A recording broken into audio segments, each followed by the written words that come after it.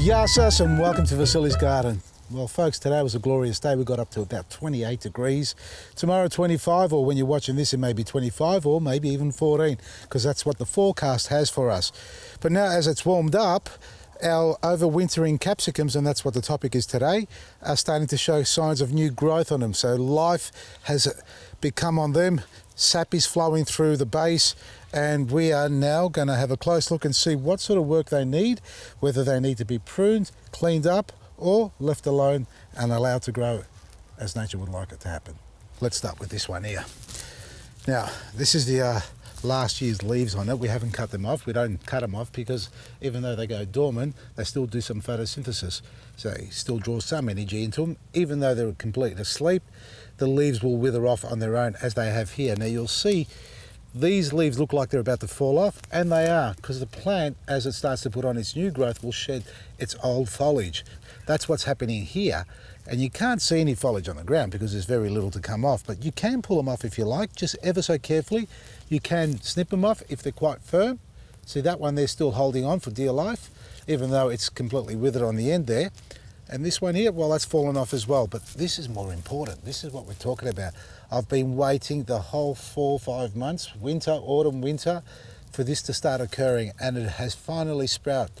Now that is telling me the roots have grown already, so the roots will always take off before you see anything above ground.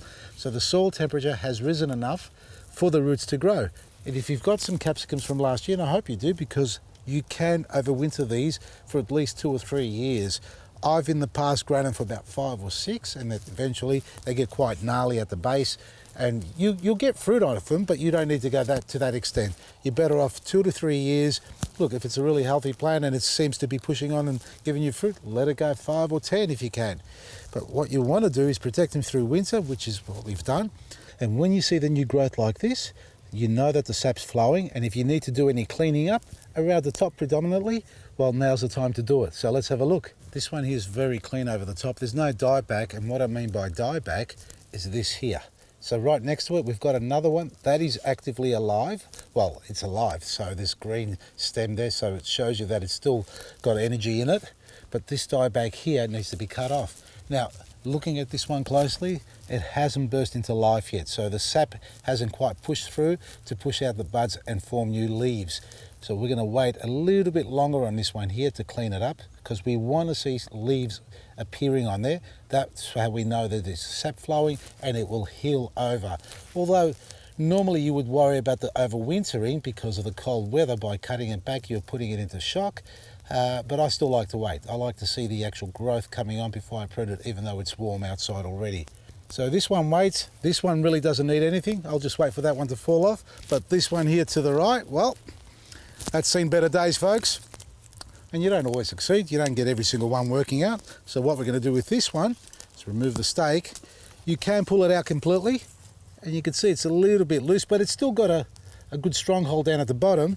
So I would, in this case, and this is what I'm going to do, look what I found here. We've got some growth coming on here. Well, that's from last year.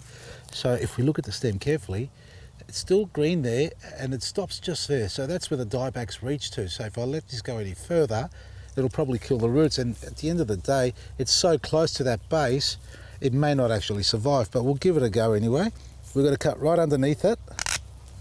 Yep, you can see the still vibrant inside. So what I've done is I've actually cut below the dieback. The dieback's just up to there. I could have got a little bit closer, but better to be further away from it. The only concern we have is that it doesn't rot out here, but well, I should have waited, shouldn't I? It wasn't growing yet from here. See, that's the mistake. I need sap flowing so it can heal over. Well, no, you learnt a lesson from my bad? I hope you did. Let's go to another one. Have a look at this one here. It's kicking on really well. Got lots of new growth coming through, but look at the tips here. We've got dieback or yellowing off on the tip there, so we want to remove that, and we'll come straight back close to the where the new growth's coming from, and just remove all this, because otherwise it'll work its way back to the plant, as you saw the one earlier, that it's worked its way almost down to the root system. So it's important that we clean this up and all the dieback as best you can. I mean, you don't have to be 100% perfect, After all, they're classed or considered as an annual, eh? So it's just like that there. So a little bit of that yellowing, really that's not where it's going to come from. And you actually do want to cut it back. It's similar to a rose, you could almost say, where you see the new growth coming from, that's where you cut back to. So it's growing there, so we can leave that. This hasn't kicked off on the tip. It's growing here, but we can actually cut it back down to here. See that one down there? See there? Now we can just remove the other side as well, like that, and that's where our new growth comes from. This hasn't kicked on yet.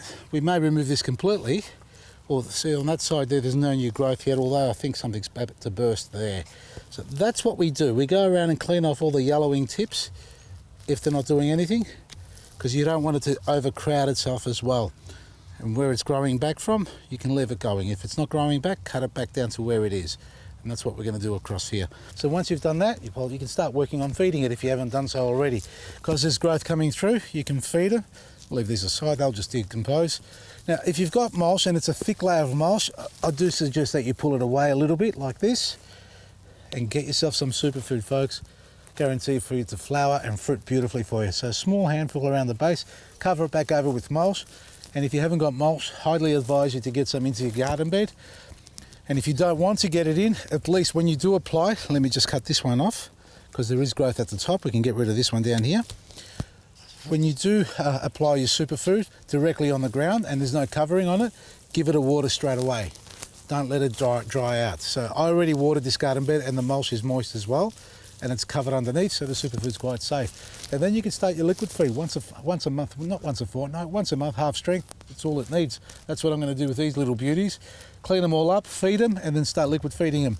So if you've got some capsicums, hopefully they've overwintered for you really well, and you're going to enjoy harvesting earlier than anybody else because you've already got a nice established root system at the bottom there.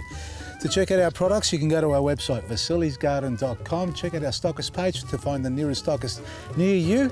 Or otherwise, if you like to click and collect from Lethbridge and Dandenong North, that's available as well. And don't forget the coupon code, word is finals. And good on you, Carlton. Oh no, it was Collingwood, bugger. Maresi.